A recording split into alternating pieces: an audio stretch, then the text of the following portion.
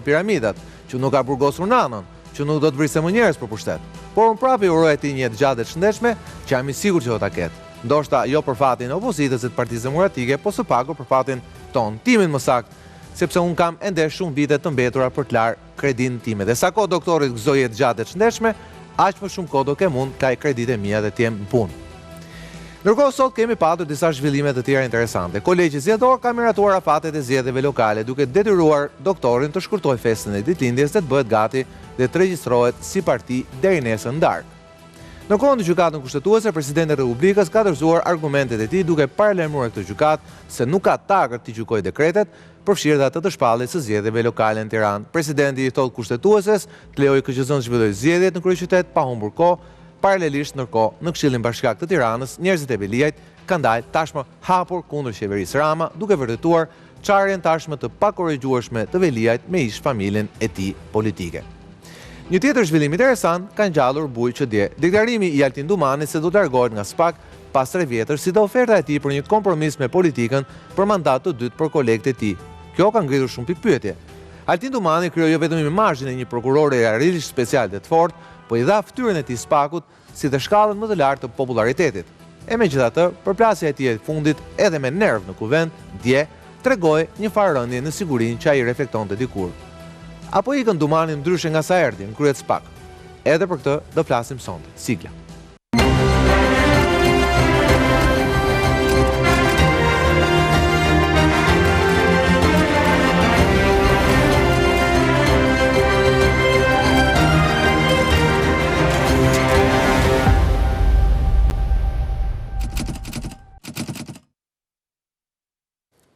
Mirë se vini në rrestor me mua sot në program, jam Brisita Gjikondi, me mbroma Brisita, Romeo Kara, me mbroma Romeo, Desi, Ervin Karamuqe, me mbroma profesor, dhe miku im Arben Meqe, me mbroma Meqe. Meqe po e nis me ty urime për ditëlindjen e kryetarit ton historik.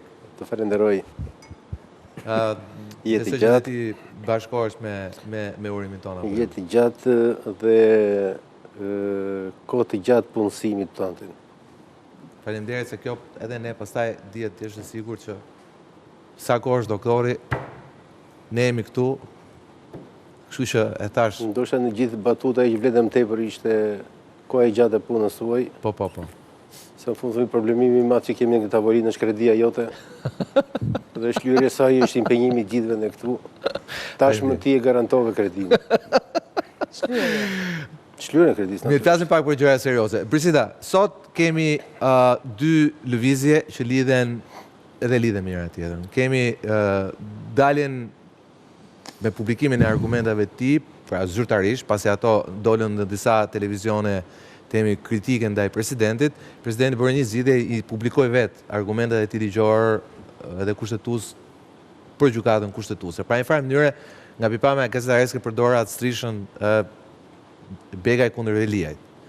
Nga ana tjetër, sot në Këshillin Bashkiak për herë të parë, njerëzit e rënë Veliajt kanë dalë hapur kundër një vendimi të qeverisë. Vendimi është simbolik, është ajo për monopatinat.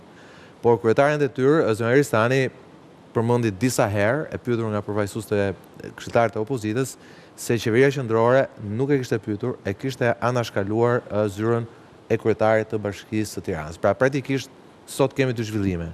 Kemi Begajn kundër Veliajt, kemi dhe Veliajn kundër Ramës. Po, mendoj që ta bëjmë akoma më të plot, kemi dhe një element tjetër që opozita ka bërë një kallëzim për shkarkimin e Begajt sot në gjykatë kushtetuese.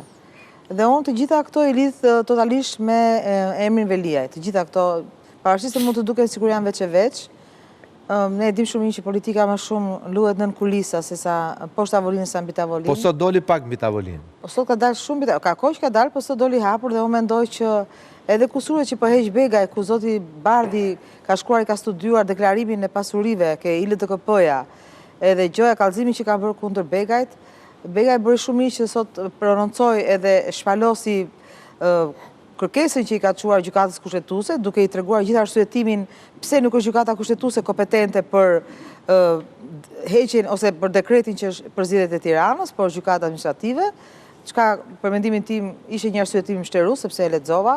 Dhe në fakt mendojnë që e ka bërë zoti Rusmaili, që ne që jemi juristë dim shumë mirë që është nga juristët më elitar dhe me strukturë të saktë mendimi. besoj që... Nëse di më shumë, në pjesë tjetër. Tani, unë po flasë për vetën time.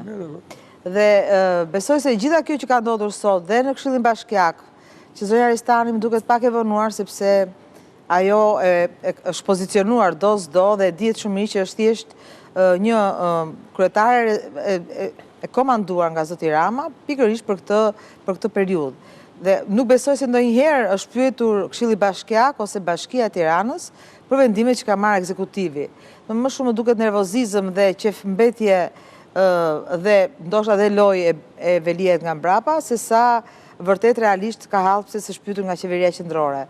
Dhe e lidhe njëherë Gazbardhin, Begajn edhe çka ka ndodhur sot Këshilli Bashkiak, e lidh vetëm me çështjen e Velia që është patate nxehtë që në fund të tetorit tani gjykohet dhe që zoti Veliaj ka kërkuar të jetë vetë prezent atje. Në seancën e datës 31 tetor. Gjithë sulmi po bëhet ndaj Begajt është totalisht, kam përshtypjen në fijet e nëndeshme që lidhin Veliajn me Berishën. Romeo, je dakord? Tani mund të jem dakord pjesërisht, se s'bie dakord që me punën e Rusmalit, se na u bë objekt bisede. E para bukës themi ne, u plakëm, pa filluar të eci mirë kemi mësu me ledzu herë. Nuk la kam mësu njëri me ledzu. Si ja kemi marrë kujt ledzimin këshu borgj anapolla, po. As ka bëni që di fare, as ky, as padroni ti që duke mburur atë, na ofendojnë e gjithve këtu. Që ne që flasim s'kemi pavarësi intelektuale. Tani kemi kaj shumë, sa s'ja merë menja as atjes njëri u tjetër. Në kameram.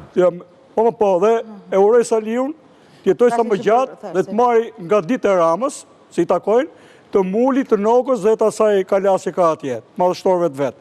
Se pa njëri tjetër nuk jetojnë dot. Tani problemi është ky që them unë. E kam bërë vetë kushtetutën këta. Unë do doja mbas edhe kushtetut tjetër. Dhe kun kushtetut tuhet qartë, që mbas shkarkimit që bëhet ti zotërisë, që është një institucion, se po që për atë si person, mos u marrë as kodi punës me atë, si person. Si jam i vetmi që, falë, aty keni qenë dhe ju, që ne nuk e kemi mbrojt të person, kur tjerë të mbronin në mënyrë të palishme, që bënin ato demonstrimet para duke bërë presion, para spakut e para gjykatës. Apo jo, këtu i bashkohemi bashkë. Por për hir të garancive procedurale, sidomos kur janë kushtetuese në këtë rast, unë kam thënë të zbatohet kushtetuta. Dhe aty është i qartë. Dhe pse pikërisht kjo gjykatë, që është bërë kompozuar nga 3 pushtete, pra nga presidenti, nga parlamenti edhe nga gjykata lartë, ka vendosur mënyrë unanime si shpo them unë. Dhe nuk ka, ne interpretojmë, ja ka dhënë të drejtën e ankimit aty, pikërisht aty, dhe pezullimi fillon direkt me ankimin. Dhe nuk është që po i hyn tani gjykata dekretit, po është dekreti që momenti që kishe filluar mënyrë automatike pezullimi, ndërhyj dekreti atje, si tela mi bish. Kjo është interpretim që... Unë kam vetëm një pyetje. Unë kam vetëm një pyetje. Po pse mërë, ku të ti marrë leje, i kam bëjt interpretimet, kur i kam bëjt interpretimet unë, këta rini këtu fleni gjumë, unë e kam drejtën të japë vetës, dhe kam dhënë vetë, kam gudzut me ndoj. Ty po të pyes, tani, a mundet gjykata kushtetuese të merret me dekretet e presidentit? Pa tjetër, kur është antikushtetues. është antikushtetues. Çdo gjë që është garanti kushtetutës nuk është presidenti më, se mori buri Monikës, ish buri Monikës, edhe tha, unë kam martu, jo, ti je një pushtet dhe është gjykata kushtetuese, garanti kushtetutës, jo presidenti. Ai sa kam studiuar jurisprudencë, që tash është një uri modeste. Po ka i lënë të jurisprudencë që unë e kam për shumë për zemrën që është logjika. Po. Që besoj e ke studiuar dhe ti. Tani, a mundet... Jo, fatkeqësisht kam logjik jam këtu. Po prandaj po ta them. Po edhe e ke studiuar. Jo, po mos i kisha dhënë rrugë logjikës. Mirë, dakor. A drinte logjika atëherë? Jo nga emocionet? Po të mos mjaftonte logjika ime. Po logjika kryetarëve do isha diku tjetër. Drinte logjika atëherë, dakor, pse e di që s'ke pas kryetares unë. Mund kam pas vetëm doktorin, po da isëm desh. Tani, a mundet që një gjykatë kushtetuese të dekretojë 1/6 e dekretit? Sepse unë kam lexuar vendimin e gjykatës kushtetuese për pezullimin e dekretit. Dhe ta mbaroj.